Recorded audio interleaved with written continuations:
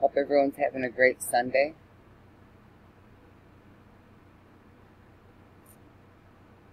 And so let's see. I heard we have some barges headed over to Hawaii. Saw them. They're pretty scary looking. And that the Air Force is going to possibly bomb Kilauea to divert the lava.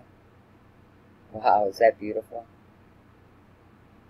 I mean, not bombing it. This picture here. Is that beautiful? Sad about considering bombing a volcano to divert lava.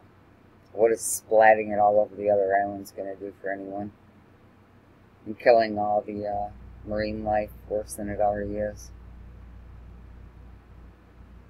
And releasing a lot of stuff into the atmosphere that's dangerous.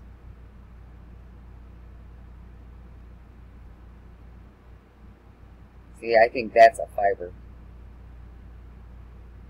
There. And I think that's green here is all a part of the hologram.